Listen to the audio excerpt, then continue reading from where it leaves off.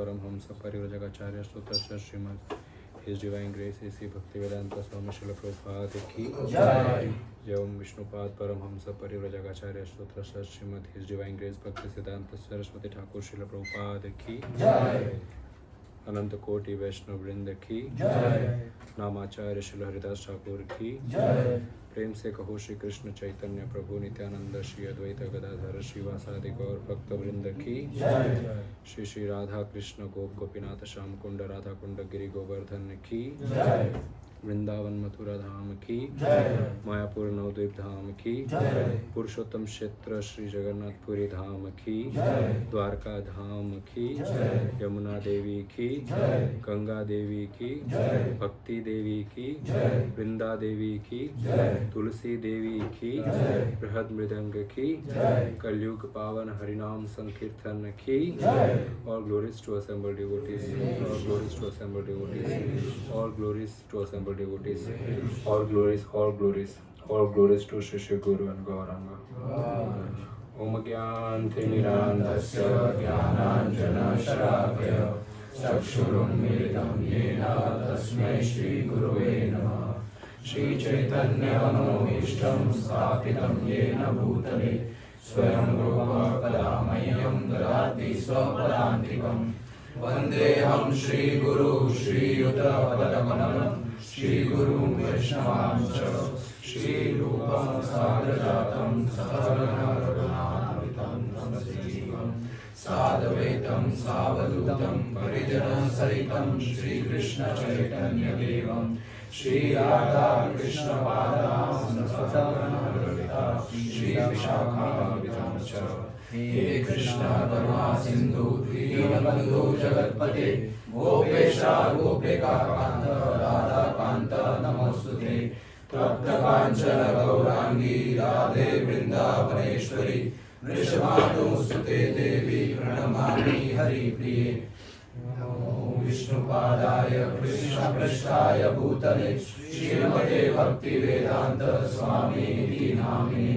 Namaste Saraswate Deve Gauravani Pracharine Nirvishesha Shunyavadi Pashyata Deshatarine Vachakalpatarupasya Kripa Sindhu Kaivacha Patitanam Pavanebhyo Vaishnavebhyo Namo Namah Jai Shri Krishna Chaitanya Prabhu Nityananda Shri Advaita Gadadhara Srivasadi Gaura Bhakta Vrinda Hare Krishna Krishna Krishna Hare Hare Hare Ram Ram Ram Hare Hare हरे कृष्ण।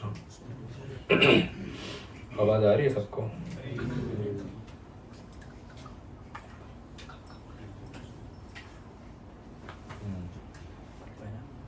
तो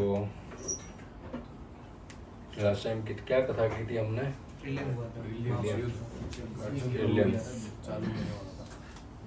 नहीं, prelims कहाँ हुआ अभी तक?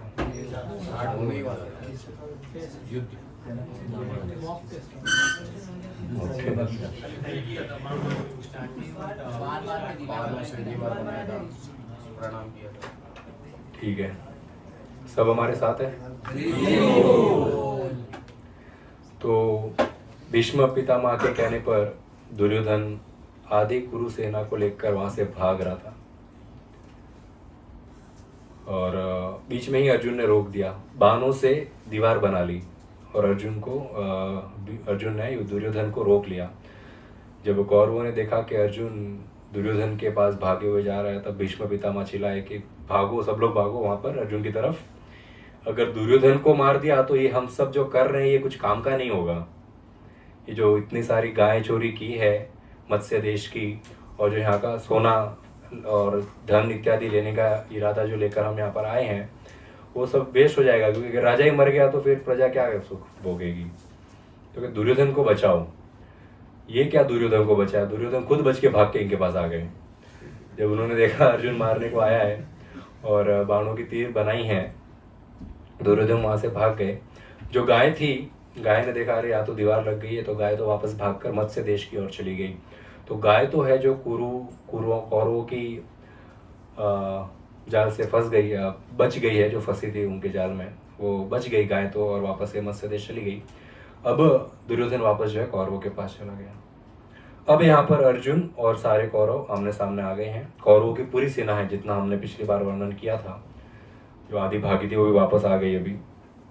अब पूरी सेना है, और कर्ण जो है वो कौरवों के बीच में से निकल के अर्जुन के पास आता है और बड़े ही घमंड में जोश के साथ कहता है कि मुझे तुमसे युद्ध करना है। और अर्जुन भी भूमिंजय को बताते हैं कि ये कर्ण है और ये सबसे बड़ा खराब आदमी है, ये इसमें घमंड बहुत है।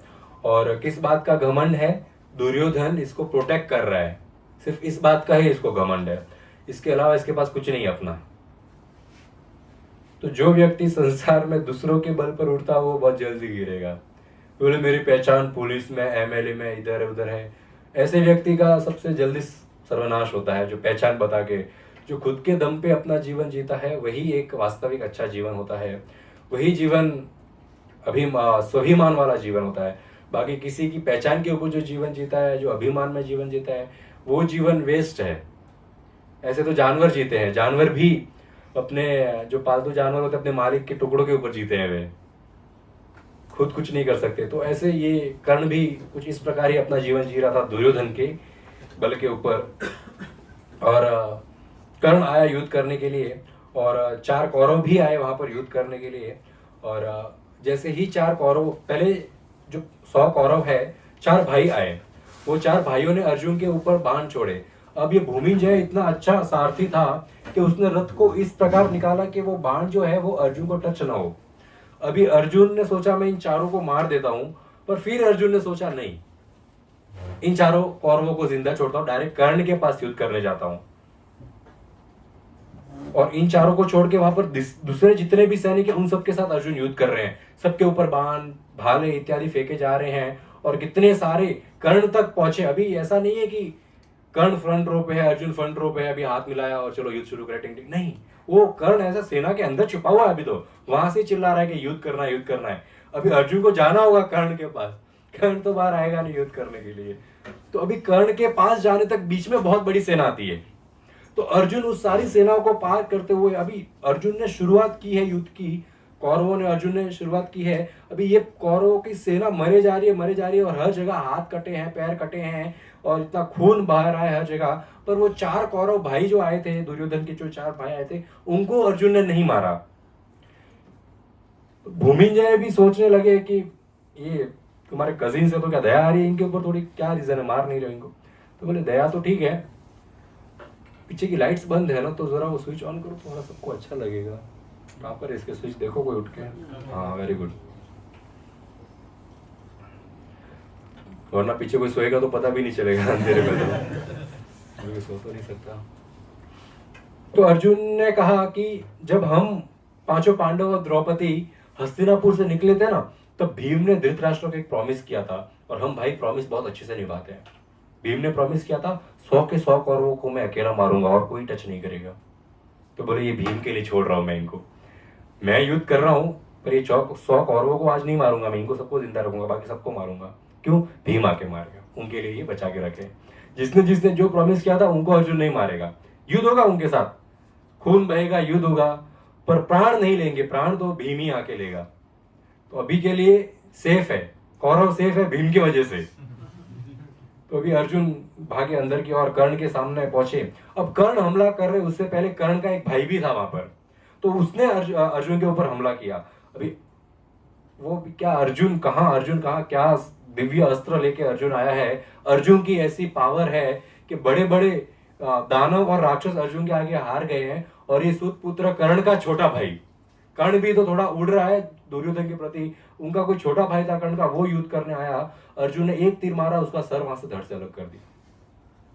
अब कर्ण को और गुस्सा है, मेरे भाई को मारा, तेरे को भी मारेंगे, भाई को क्या, पर भाई को मार दिया सामने। तो कर्ण युद्ध करने आया और 12 बाण एक साथ छोड़ा अर्जुन के ऊपर, और अर्जुन ने भी अपने बाण छोड़े, और इस प्रकार बहुत घमासान युद्ध हुआ। इस युद्ध में अर्जुन भी घायल हुए, कर्ण भी घायल हुए।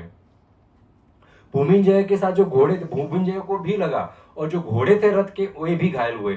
और इस प्रकार जो है अर्जुन ने फुल फोर्स के साथ कर्ण के ऊपर हमला किया। जिस प्रकार एक गरुड़ जो है सांप के ऊपर झपेटा मारता है, उस प्रकार अर्जुन ने कर्ण के ऊपर झपेटा मारा। और इन दोनों बलशाली है, दोनों महान योद्धा है, कर्ण और अर्जुन। अभी दोनों का ऐसा युद्ध हुआ, बाकी सब कौरव रुक गए, और कुछ करने को था भी नहीं, क्योंकि ऐसा तो नहीं अर्जुन पूरी सेना लेके आया तो साइड में युद्ध नहीं। अर्जुन वन मैन शो है वहां पर, जिसके साथ इतने हजारों संख्याओं में ये कौरव युद्ध करने वाले। अगर अर्जुन किसी एक के साथ लड़ रहा है तो बाकी सबको वेट करना होगा अपनी बारी का, हमारे साथ भी हमारी बारी भी आएगी। तो सब लोग, और ये दोनों युद्ध ऐसा हो रहा है कि कोई अर्जुन के ऊपर भी अटैक नहीं कर रहा है, क्योंकि उनको ऐसा लग रहा है कर्ण अर्जुन को मार देगा, हम बीच में टांग ना अड़ाए, हम बीच में बाला अपना न अड़ाए खाली फोगट घूम फिर के अपने को लग गया। तो सब ऐसा देख रहे हैं, दोनों की फाइट है, सब कौरव जमा हो गए, बोले क्या घमासान फाइट हो रही है, इतनी सुंदर फाइट हो रही है। और अर्जुन ने फिर ऐसे भाले फेंकने शुरू किए कर्ण के ऊपर, कर्ण के सारे घोड़े मर गए, कर्ण के सारथी जो थे वो भी मर गए, कर्ण के रथ के पहिए तोड़ दिए, कर्ण के आजू बाजू जो सेना थी कर्ण को सुरक्षा करने के लिए, उनको भी अर्जुन ने मार दिया। और कर्ण के भी ऐसे ऐसे बाण मारे, क्योंकि अभी कर्ण के पास सुरक्षा कवच नहीं था, वो तो इंद्र आके लेके गए थे। तो अभी कर्ण खुद को बचा नहीं सकता ये एरो से, कर्ण को ऐसा घायल कर दिया कि कर्ण वहां से कूदा, कर्ण के हाथ पैर सर हर जगह घाव ही घाव कर दिए। कर्ण वो रथ से कूद कर वहां से भाग गया, एज यूजुअल हर युद्ध में करता है वो। फिर दूसरा कोई रथ आया वहां पे कौरवों का, कर्ण को अंदर चढ़ाया और वहां से भाग कर लेके गए। अभी कर्ण वहां से चले गए तो दुर्योधन युद्ध करने के लिए। अभी पूरा आज का जो मैं आपको कथा सुना रहा हूं, ये एक अर्जुन और बाकी सब कौरवों के महारथी उनके बीच का युद्ध है। अभी जैसे ही कर्ण यहां से निकल गए, दुर्योधन वहां पर अटैक करने के लिए आए। अभी अर्जुन ने देखा दुर्योधन आया है, सबसे मेन दुश्मन तो यही है, इसको ही तो मारना है, अभी नहीं बाद में, अभी सिर्फ नॉर्मल युद्ध करेंगे। तो इन दोनों ने भी ऐसे ऐसे बाण आसमान में चढ़ाने शुरू किए। अर्जुन के इस गांडीव से ऐसे, मैंने जैसे पिछली बार बताया था कि बाण छोड़ने के बाद जो है वो गांडीव, जो एरो छोड़ने के बाद जो बाण सीधा हो जाता है, वो एरो वो सीधा हो जाता है। पर ये जो गांडीव जो बाण था इसका, वो सीधा हो ही नहीं रहा था, लगातार ऐसे एरो मार रहे थे, क्योंकि अर्जुन के पास ऐसे दिव्य अस्त्र शस्त्र थे कि वो खत्म ही नहीं होंगे, एरोज होंगे। वो बाण के ऊपर एरो लगाए जा रहे। और इस प्रकार इन दोनों के बीच में ऐसा युद्ध हुआ कि कोई देख ही नहीं, ऐसा लग रहा है सिर्फ बाणों की बरसात हो रही है, कोई कौरव भी नहीं दिख रहा है, किसी को अर्जुन भी नहीं दिख रहा है। और जो अर्जुन का जो गुस्सा था वो इतना भयानक वहां पर था कि आधे लोग तो वैसे ही सेना पीछे से डर के भाग गई थी बिना युद्ध किए ही। और अर्जुन दुर्योधन को देख के इतना गुस्सा हुआ था, वो सारा याद आया, 13 साल का जो संघर्ष इन्होंने सहा है, जो द्रौपदी का जो बेइज्जती किया था इन्होंने, वो जो इन्होंने सहा है, वो सबका गुस्सा इतना था अर्जुन के अंदर कि अर्जुन को क्रोध में देखकर आधे कौरव वहां डर गए थे।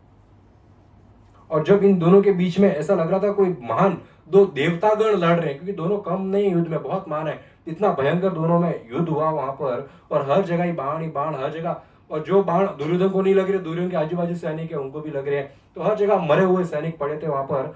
और इतने सारे वहां पर घोड़े मर रहे थे, हाथी मर रहे थे, हर डायरेक्शन में केवल खून और खून और शरीर के टुकड़े हुए पड़े थे। और लड़ाई किसकी हो रही? अर्जुन की, दुर्योधन की, और दुर्योधन की पूरी टीम की।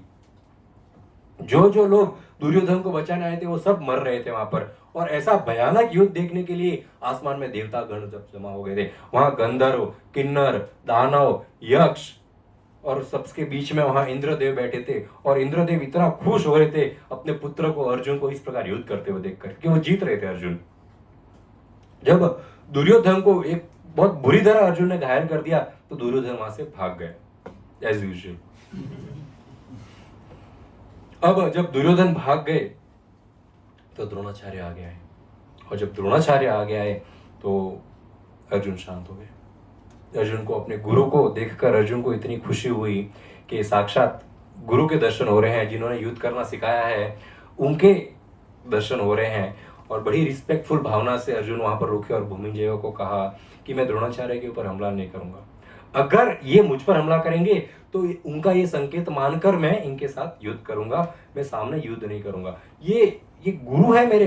अर्जुन जो है भूमिंजय को गुरु के लक्षण बताते हैं, द्रोणाचार्य के लक्षण बताते हैं कि गुरु का लक्षण कैसा होना चाहिए, गुरु का स्वभाव कैसा होना चाहिए। गुरु का स्वभाव, एक जो कमल की पत्ती होती है कितनी सॉफ्ट होती है, इतना सॉफ्ट गुरु का स्वभाव होता है, परंतु गुरु के जो शब्द होते हैं वो बिजली के समान इतने कड़क होते हैं कि एक शिष्य के हृदय में जो अंधेरा है, जो अज्ञानता हृदय में भरी पड़ी है, वो इस बिजली से जो है रोशनी संचारित होती है और उसके हृदय में ज्ञान का उजाला होता है। ये गुरु का ज्ञान, ये गुरु का कार्य है। ऐसा गुरु होता है जो शिष्य को अज्ञानता के अंधेरे से जो है ज्ञान की रोशनी में लाता है। गुरु की कथा, गुरु के वचन कैसे होने चाहिए। शिष्य, गुरु को ऐसी बातें नहीं करनी चाहिए जो शिष्य सुनना चाहता है, गुरु को ऐसी बातें करनी चाहिए जिससे वो शिष्य जो है इस भव सागर से पार हो सके। आजकल ऐसा नहीं, आजकल लोग कैसा है, कुछ मीठी चुपड़ी बातें करते ताकि शिष्य, और शिष्य भी लोग कैसे बनाते हैं आजकल के, धनवान अमीर स्टूडेंट्स चाहिए, सबको अमीर शिष्य चाहिए ताकि शिष्य भी खुश गुरु बना के और मैं खुश शिष्य बना के, मेरे को बहुत सारा धन मिलेगा और मीठी चुपड़ी बातें करूंगा और शिष्य खुश रहेगा। पर कथा केवल ऐसी हो, गुरु के हृदय में कृष्ण बसने चाहिए। जिसके हृदय में कृष्ण नहीं है वो गुरु को बनने के लायक नहीं है। जिस व्यक्ति के हृदय में कृष्ण है वो केवल गुरु बन सकता है। और उस हृदय से जब वो गुरु कृष्ण कथा, श्रीमद् भागवतम की कथाएं करेगा, जब गुरु के मुख से ये कथाएं निकलेंगी और शिष्य के हृदय में जब ये कथाएं जाएगी, तब उसके हृदय में जो भक्ति का बीज है वो स्फुलित होगा। तब जाके उसके अंदर कृष्ण प्रेम जागृत होगा। गुरु हमेशा सत्य बोलना चाहिए, गुरु कभी झूठ नहीं बोलना चाहिए। क्यों? शिष्य को बुरा ना लग जाए, थोड़ा झूठ बोलना, ऐसा नहीं होना चाहिए। शिष्य को बुरा लगे या अच्छा लगे, हमेशा गुरु को सत्य का ही साथ देना चाहिए। गुरु को कुछ गलत, शिष्य को कुछ गलत करने का इरादा है, गुरु से परमिशन मांगने आता है, डर भी लगता है कहीं पाप लग गया तो गुरु सोचेगा कि अगर मैंने शिष्य को मना कर दिया कि नहीं ये गलत है तू मत कर, तो शायद शिष्य नाराज हो जाए, शायद कल को ये मेरे को दक्षिणा भी ना दे। पर नहीं, दक्षिणा के लिए शिष्य नहीं बनाए हैं, शिष्य बनाए हैं ताकि वो जीव भगवत प्राप्ति कर सके। गुरु दयावान होता है, गुरु हर जीव के ऊपर दया करना चाहिए, शिष्य के प्रति सहानुभूति भी होनी चाहिए और उसका अधिकार समझना चाहिए। अधिकार कैसा समझना चाहिए? गुरु को, शिष्य को अपनी प्रॉपर्टी नहीं समझनी चाहिए कि ये मेरा है, ये मेरी प्रॉपर्टी है, मेरे सुख के लिए नहीं। गुरु अपने शिष्य को ये समझे कि ये भगवान का दास है और मैं केवल इसको भगवान के पास पहुंचा रहा हूं। इतना ही कार्य है गुरु का और कोई कार्य नहीं है। ये एक गुरु की क्वालिटी होती है कि जिसके अंदर इंद्रियों को कंट्रोल करने की जिसमें क्षमता होती है वो गुरु होता है। जिसके हृदय में राधा कृष्ण वास करते हैं वो गुरु होता है। जो सत्य बोलता है वो गुरु होता है। जो भागवतम के शब्द के अलावा दूसरा कुछ नहीं बोलता वो गुरु होता है। ऐसे गुरु पूजनीय होते हैं और बाकी सारे ढोंगी होते हैं जो केवल नशे पानी में पड़े हैं। किसी को बुरा लगेगा यहाँ पर, आई एम वेरी सॉरी, किसी के ऐसे गुरु होंगे शायद, या फिर कोई किसी ऐसे व्यक्ति से इंस्पायर्ड होगा जो खुद नशे पानी में है और सिर्फ धन के लालच में गुरु बने हैं। धन के लालच में घर त्यागा है, मोह माया त्यागी है और सन्यासी बने हैं, गुरु बने हैं, और यहाँ पर किसके मुंह में पड़े? धन के मुंह में।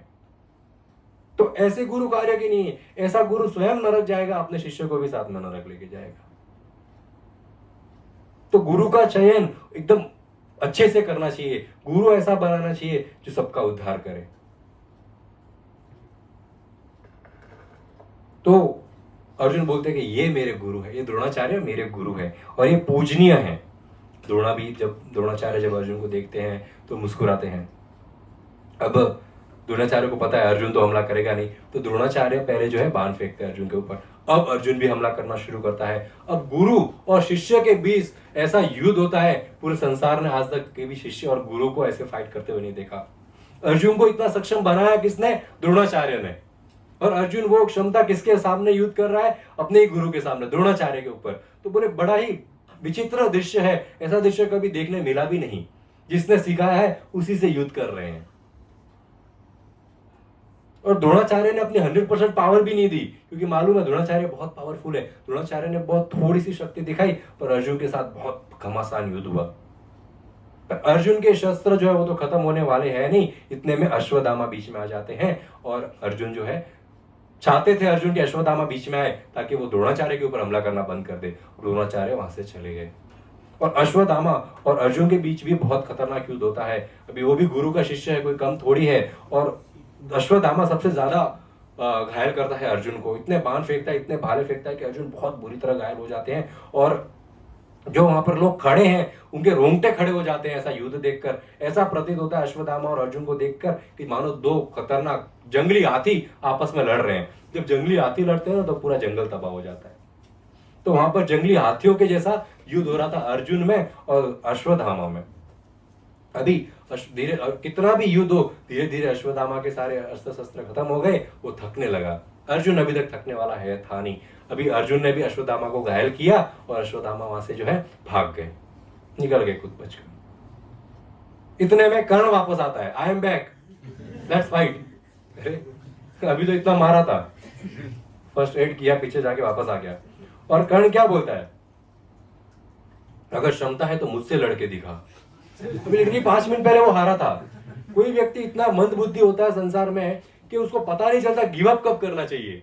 वो मोटिवेशनल वीडियो सुनता रहेगा और वही गलती दोहराता रहेगा। अभी पता नहीं चल रहा वो मोटिवेट किसके लिए हो रहा है, गलती बार बार करने के लिए या कुछ अच्छा कार्य करने के लिए। आजकल लोगों का मोटिवेशनल जो सोर्स है वो सोर्स वाला व्यक्ति भी ऐसा ही है।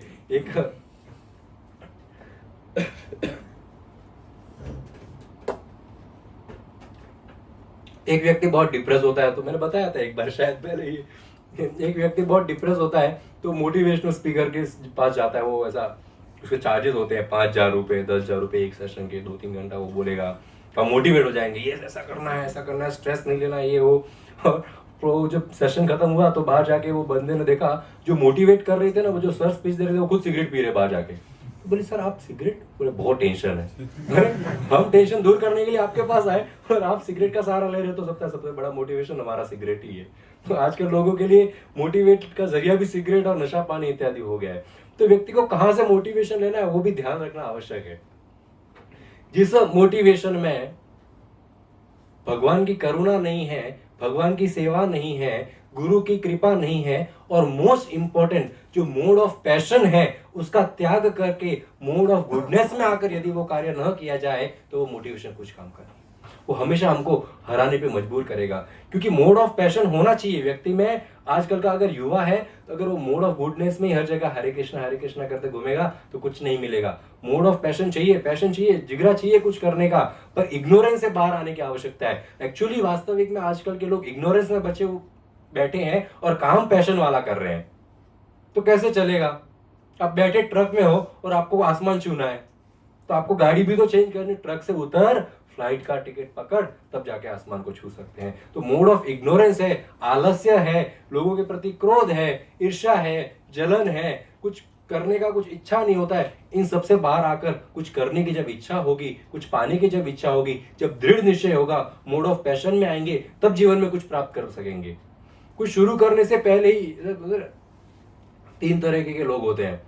एक व्यक्ति ऐसा होता है कि उसको मालूम है कठिनाई आने वाली है, फिर भी वो रास्ते पर चलता है और अपनी मंजिल को प्राप्त करता है। एक व्यक्ति ये होता है जिसको मालूम है कठिनाई आने वाली है, वो रास्ते पे चलता है और जब प्रॉब्लम आती है तो गिव अप कर देता है। सबसे पहला कौन सा? जो उसको मालूम है प्रॉब्लम आएगी पर फिर भी चल रहा है और उसको प्राप्त होता है। That is mode of goodness. Bhagavad Gita में वही सिखाया ना, अपने एक्शन, जो अपने कार्य करो, कर्म करो, रिजल्ट का चिंता तुम मत करो। तो जिसके जीवन में दुख आ रहे हैं पर फिर भी वो आगे बढ़ रहा है, that is mode of goodness, और उसको रिजल्ट मिलता है। और मोड ऑफ पैशन वाला क्या करता है? आगे बढ़ रहा है, दृढ़ निश्चय है, तो जैसे ही प्रॉब्लम आई छोड़ दिया, नहीं करना है। और सबसे मोड ऑफ इग्नोरेंस जो सबसे तामसिक है, वो क्या करता है? मालूम है प्रॉब्लम आने वाली, शुरू ही नहीं करेंगे, छोड़ो, ना शुरू करेंगे ना प्रॉब्लम आएगी। तो ये मोड ऑफ इग्नोरेंस, ये सबसे लो लेवल के लोग हो गए। अभी अर्जुन आके बोलता है कि कर्ण तुम खाली बड़ी बड़ी बातें कर रहे हो, तुम युद्ध तो करो मुझसे, अब कर्ण बाण फेंकना शुरू करता है, अर्जुन बाण फेंकना शुरू करता है और एज यूजुअल कर्ण को अर्जुन हरा देते हैं और कर्ण वहां से फिर से भाग जाता है। अब अर्जुन बोल रहे कि भाई भाग क्यों रहे हो तुम लोग युद्ध करो।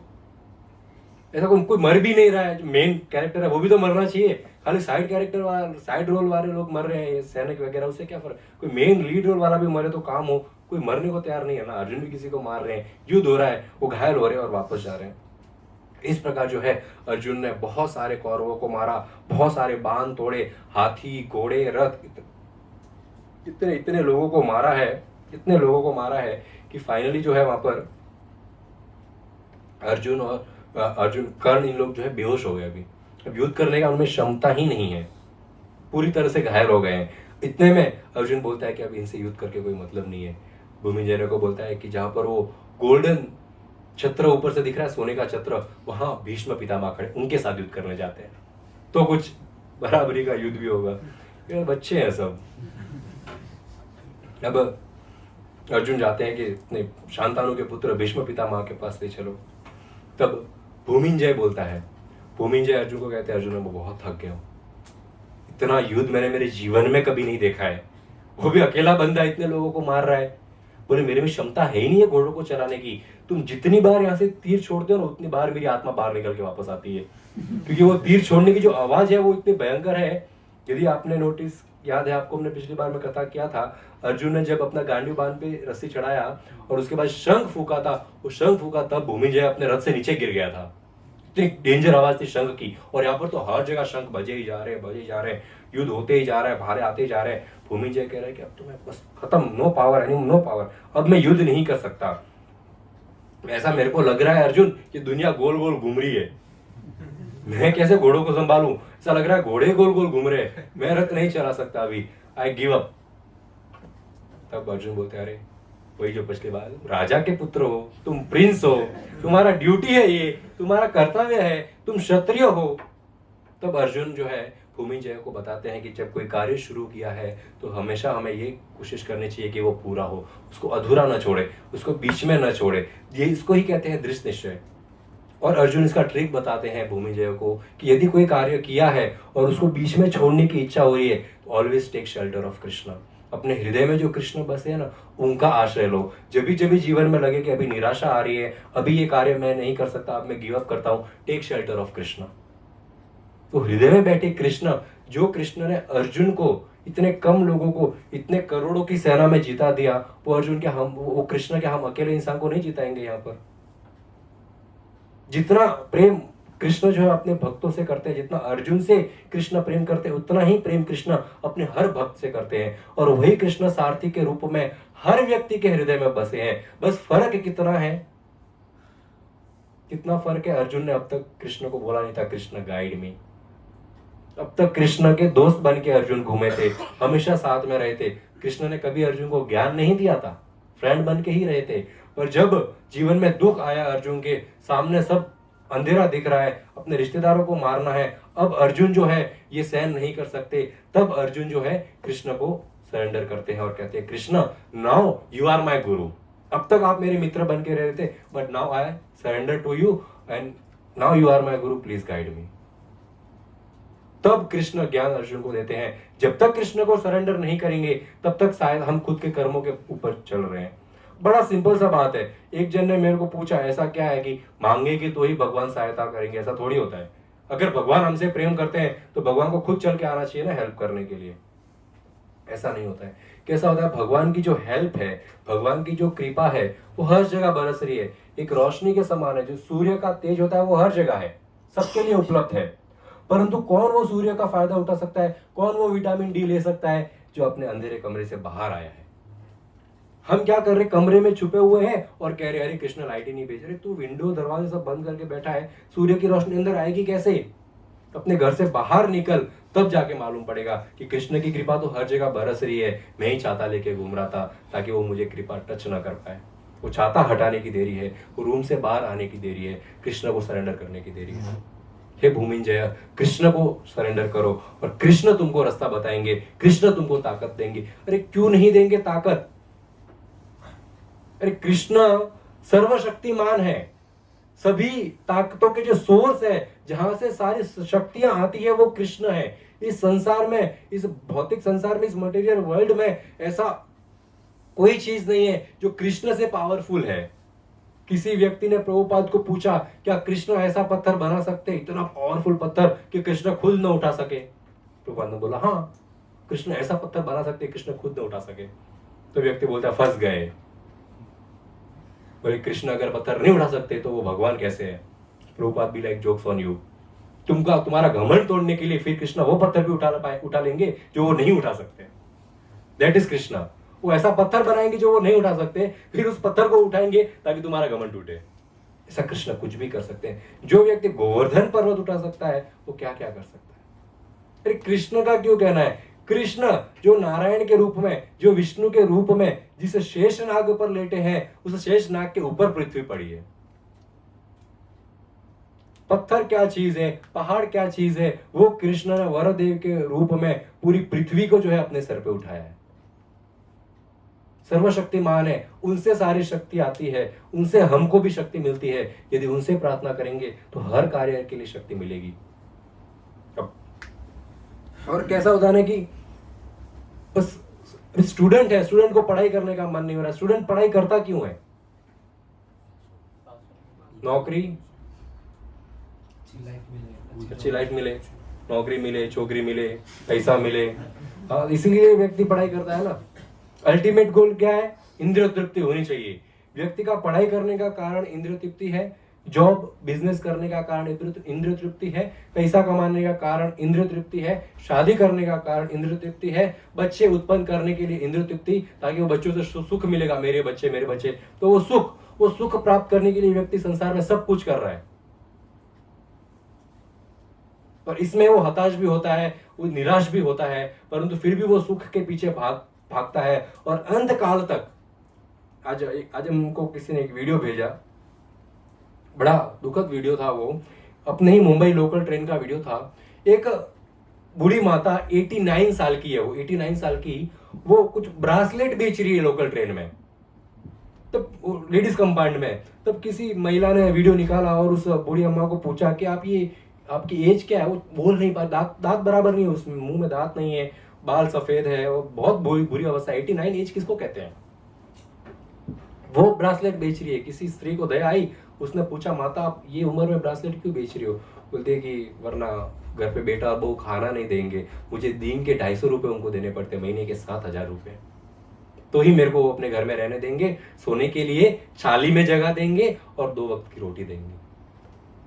2 बेटे हैं, 6 महीना नाला सोपारा रहती है, 6 महीना मलाड रहती है, दोनों को भाड़ा देना पड़ता है, तब जाके वो रखते हैं। ये कलयुग की वास्तविकता है, ये कलयुग का ऐसा ज्ञान है, ये कलयुग के ऐसे लोग हैं जो अपनी बूढ़ी माँ, 90 साल की माता को नौकरी, ट्रेन में भीख मांगने पर मजबूर कर रहे हैं। अभी सोचो, वही माता ने यदि बचपन में उस बच्चे को कहा होता खाना खाना, बाहर जा नौकरी करके आ, तब खाना दूंगी। वो माता जो खुद भूखे पेट सो सकती है, अपने 10 बच्चों का पेट भर सकती है, वो 10 बच्चे अपनी एक माता का पेट नहीं भर सकते। माता का पेट भरने के लिए माता से पैसे मांगते हैं। ये कलयुग के लक्षण है। ये कलयुग की विद्या, ये कलयुग का अपब्रिंगिंग, जो ज्ञान जो हम स्कूल्स में लोग ले रहे हैं ना, ये है। कारण क्या है? क्योंकि वो उसने पढ़ाई सिर्फ इसलिए की है, नौकरी सिर्फ इसलिए की है, शादी सिर्फ इसलिए की है, इंद्रिय तृप्ति के लिए। यदि वही चीज हर स्टूडेंट, हर बिजनेसमैन, हर जॉब करने वाला, हर पति, हर बहू, हर बेटी, यदि यही विचार से अपना जीवन काटे कि जो भी कर रही हूं वो भगवान की और माता पिता की सेवा के लिए कर रही हूं। एक बहुत अच्छी लाइन हमने एक जगह सुनी थी कि हर बेटी चाहती है कि उसकी माँ का ख्याल जो है उसकी भाभी बहुत अच्छे से रखे, परंतु वो खुद अपने सास का ख्याल नहीं रखना चाहती। तो कैसे काम चलेगा? जब तक हर बेटी जो बहू बन के किसी के घर में जा रही है, वो वहां पर बेटी बन के अपनी सास की सेवा नहीं करेगी, तब तक उसके परिवार में उसकी माँ की सेवा भी बराबर नहीं होगी। और जब तक हर सास अपनी बहू को बेटी मान के घर में प्यार ना करे, तब तक झगड़े होते रहेंगे। गलती सिर्फ बहुओं की नहीं है, किसी बहुओं को टारगेट नहीं किया रहा है, दोनों जगह की बात है। ये दोनों को समझने का विचार है कि कैसे एक माँ को अपनी बहू को बेटी मानना चाहिए और बहू को जो है अपनी सास को माँ मानना चाहिए। जब इस भाव से रहेंगे तो कभी दुख ही नहीं आएगा, कोई रोते रोते ससुराल ही नहीं जाएगा जीवन में। क्यों? क्योंकि वहां पर भी माँ है, यहां पर भी माँ है, दोनों घरों में माँ है।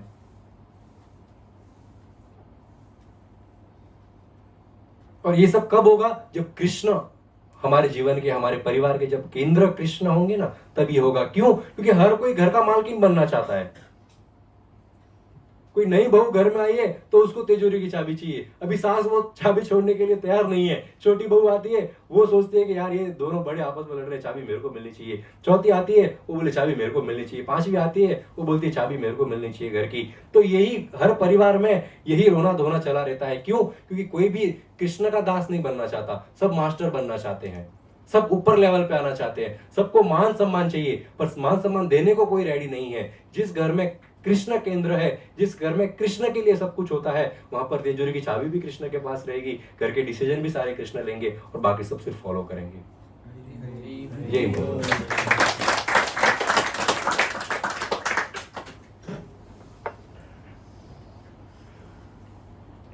जब अर्जुन की बात सुनी कि किस प्रकार कृष्ण की आश्रय लेने से श्रद्धा बढ़ती है, स्ट्रेंथ बढ़ता है, भूमिंजय के अंदर भी स्ट्रेंथ बढ़ा जब उसने हृदय से कृष्ण का आश्रय लिया और अपनी जितनी बची ताकत थी उस पूरी ताकत से जो है अर्जुन को वे भीष्म पितामह के पास लेके गया।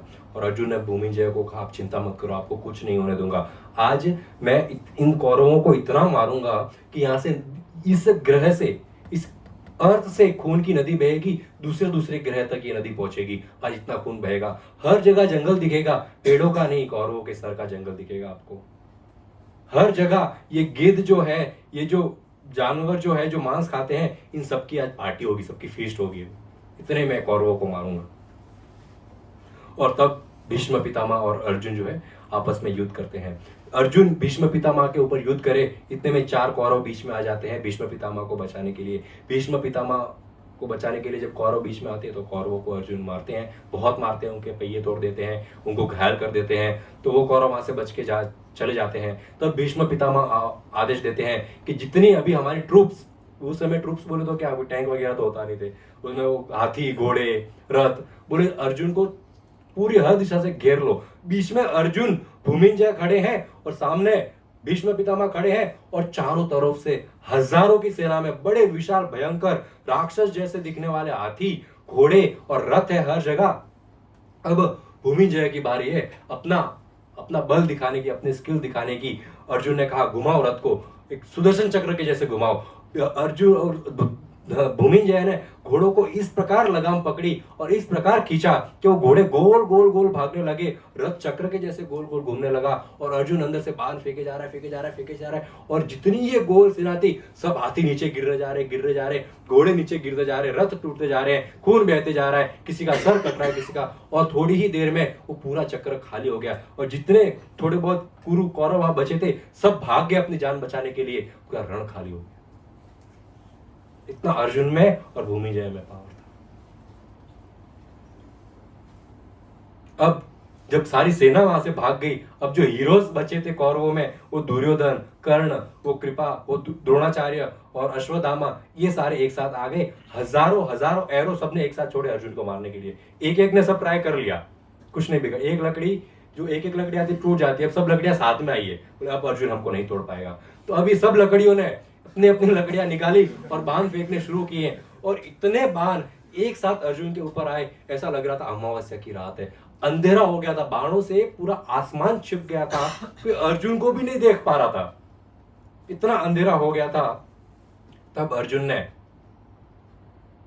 अग्निदेव ने जो उनको अस्त्र प्रदान किया था, उसका नाम था ऐन्द्र अस्त्र।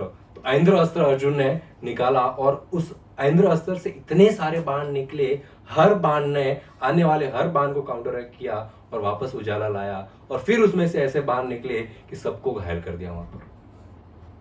अब भीष्म पितामह और अर्जुन के बीच में युद्ध होने लगा। ऐसा मानो प्रतीत हो रहा था साक्षात इंद्र और दानवों के राजा बाली दोनों आपस में युद्ध कर रहे हैं। बड़ा भयानक युद्ध हुआ वहां पर और अर्जुन ने भीष्म पितामह को ओवर पावर कर लिया। अर्जुन ने भीष्म पितामह का बाण तोड़ दिया, घोड़ों को मार दिया, सारथी को मार दिया और पूरे शरीर में बाण फेंकना शुरू कर दिया। भीष्म पितामह घायल होकर गिर गए वहां पर। तब जो है थोड़े बहुत जो कौरव बचे थे वो भागकर आए और द्रोणाचार्य ने अटैक किया अर्जुन के ऊपर और बाकी जो लोग वहां पर थे वो भागकर भीष्म पितामह को सेफ्टी की ओर ले गए। अब द्रोणाचार्य ने अटैक किया अर्जुन के सर के ऊपर, अर्जुन का सर यहाँ से फट गया और बहुत खून बहने लगा। पर वो दृश्य दया करने वाला दृश्य नहीं था, ऐसा लग रहा था जो ज्वालामुखी अब तक शांत थी अब फटी है, अब इसमें से लावा निकल रहा है, अब और भीषण युद्ध होगा।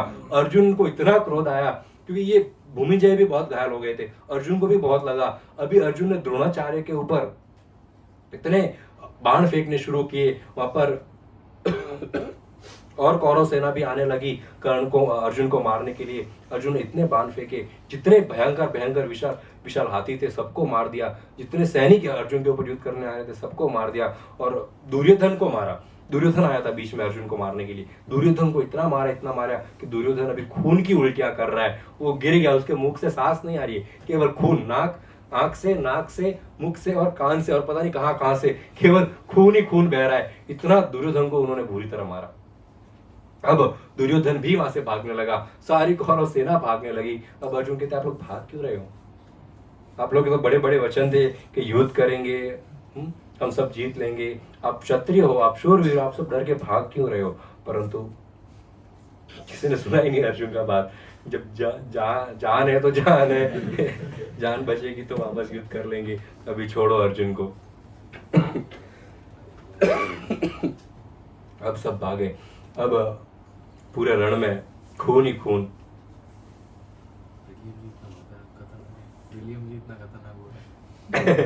प्रीलिम्स में फेल हो गए कौरव तो प्रीलिम्स में फेल हो गए।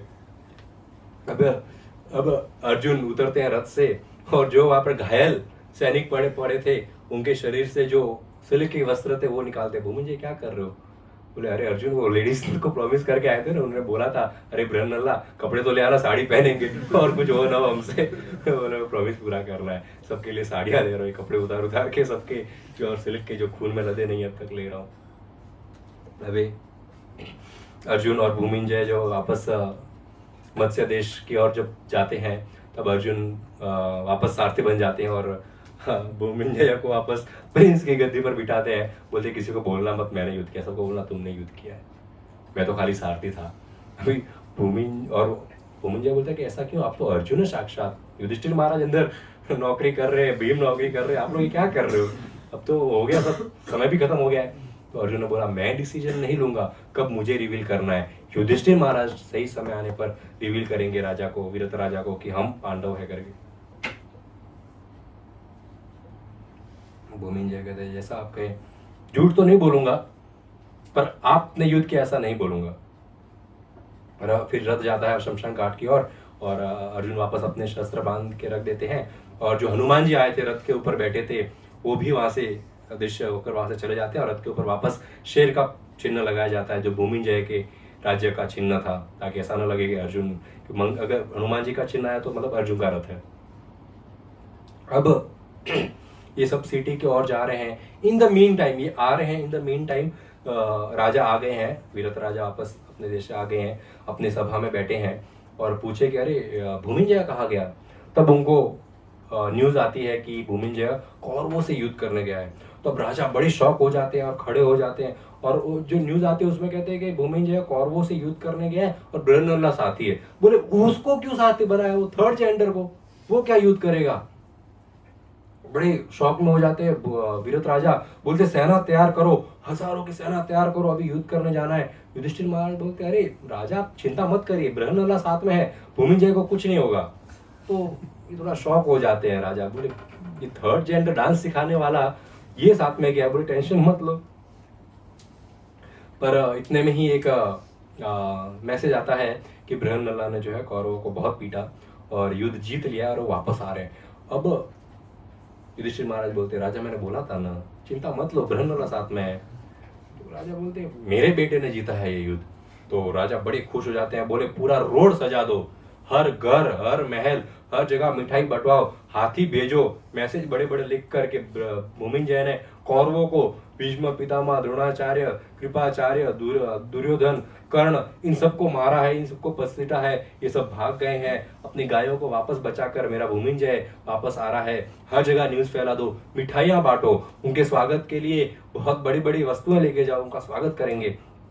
जाओ जाओ सब लोग स्वागत के लिए गेट के ऊपर जाते हैं। तब राजा जो है युधिष्ठिर महाराज के साथ बैठते कि जब तक भूमिंजय नहीं आता तो चलो तब तक गेम खेलते, मैं बहुत खुश हूँ, आज मैं अपने घर, अपना राज्य, सोना चांदी सब दाव पे लगा लूंगा। तो युधिष्ठिर महाराज बोलते हैं कि राजन ऐसा नहीं गेम खेलना चाहिए, जुआ बहुत खराब चीज है।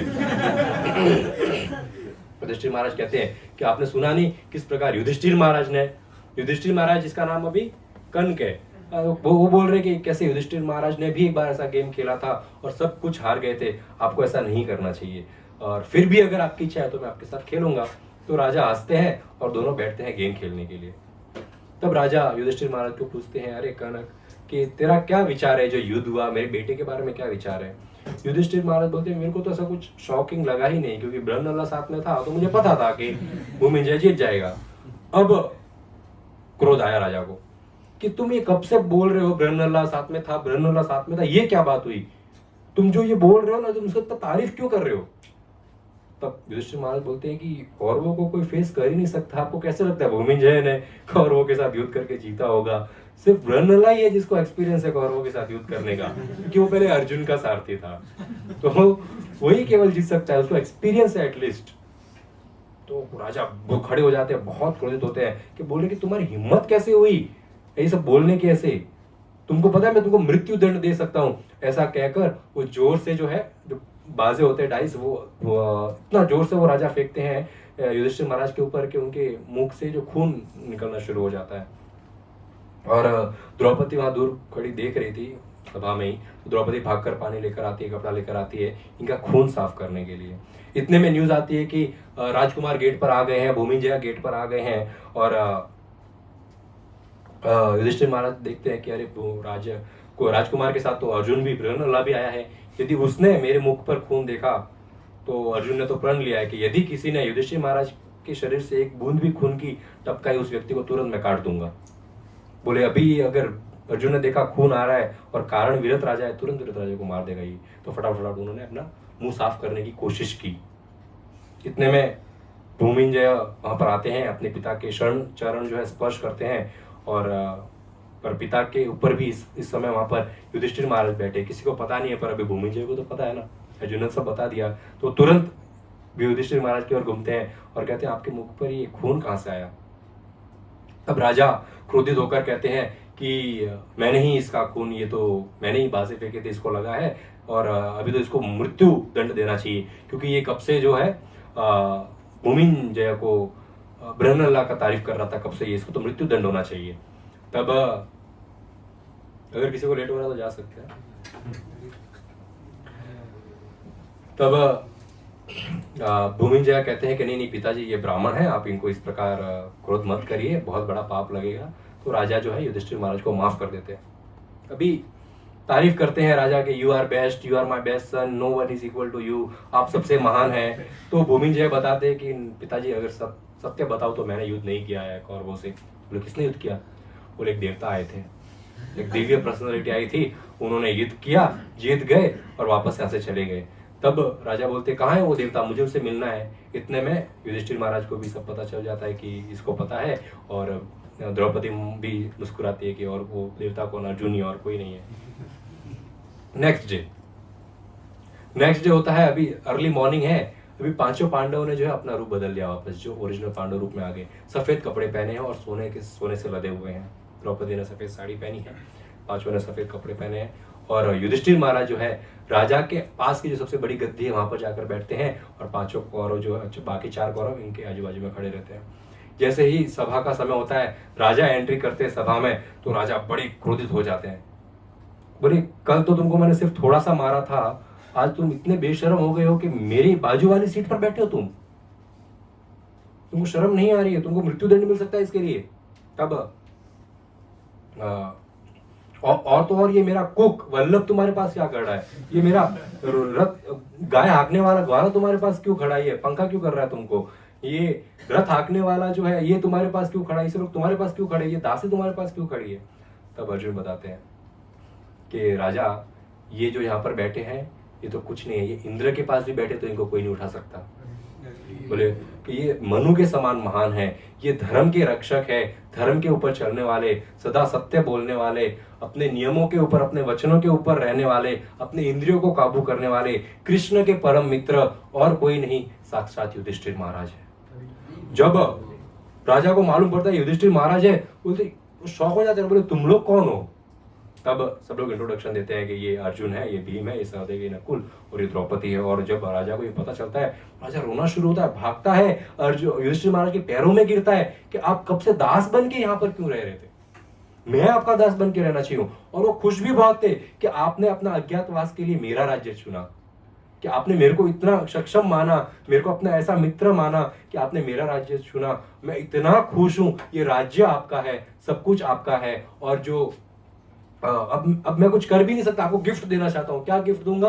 आप यहाँ पे राजा बन जाओ, यहाँ पे ही राज करो, और जो उत्तरा है वो अर्जुन से शादी करा दूंगा मैं। अर्जुन से शादी करा दूंगा। तब अर्जुन मना करते हैं, बोले, तब भूमिंजय भी बताते हैं कि वो देवता अर्जुन ही थे जिन्होंने युद्ध किया था और हमको जिताया है। तो राजा बोलते आपने तो हमको बारंबार बचाया है, भीम ने भी वहां पर बचाया था हमको, और सुशर्मा राजा से भीम ने भी बचाया था, और यहाँ पर अर्जुन ने भी हमको बचाया है। तो बोले कि अर्जुन अभी जो है उत्तरा से आप शादी कर लो। तब अर्जुन बताते हैं कि मैं उत्तरा से शादी नहीं कर सकता, क्योंकि उत्तरा को मैंने एज ए स्टूडेंट और उत्तरा ने मुझे हमेशा एज ए पिता ही माना है।